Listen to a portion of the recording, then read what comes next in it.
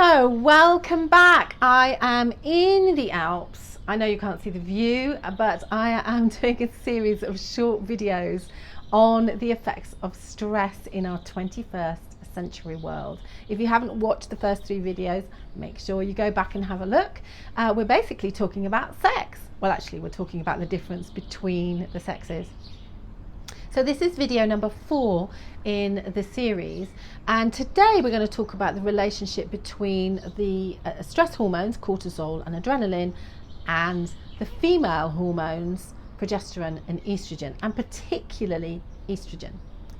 So when you are in a stressful position, so whether that's perceived or unperceived, that's a whole new video, your stress hormones are raised. We've already discovered in one of the earlier videos why we as women are unable to kind of disseminate and get rid of that stress, and have a look and go back and see what that's all about. So assuming that you understand that your stress hormones are likely to be higher in your bodies than in the equivalent of a man's body, what we need to be able to understand is what effect this has. So yesterday we talked about one effect of this raised cortisol level, which is that cortisol and insulin are really best friends, and how that leads to insulin resistance and potentially type 2 diabetes. Today, what we're going to look at is the effect of cortisol on estrogen.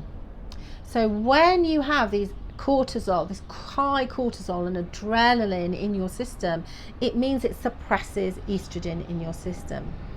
Now, of course, we understand, don't we, that estrogen has such a major part to play in our life as a woman, right from puberty well beyond your postmenopausal years. And so what we're aiming to do is to create this wonderful passage into fertility and then down and outside, paling off into postmenopausal, and it should be a very natural, easy progression. Sadly, for some of us, it's not always that way. But one of the reasons for it being disrupted is the effect of high levels of stress, particularly on our estrogen levels. So if our estrogen levels are suppressed in any way, and that means that testosterone is higher, and this is when we see the imbalances that cause things like infertility, polycystic ovary syndrome, endometriosis, PMT or PMS, perimenopausal symptoms that are really quite uncomfortable and take over your life.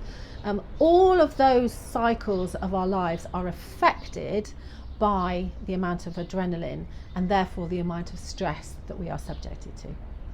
So I hope you've learned something today.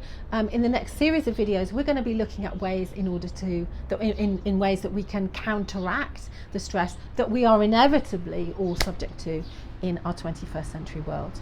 So my name's Dr. Jill Barham, and I am in the French Alps. And so I'll see you on the next video. Remember to like, subscribe and follow, and share, of course.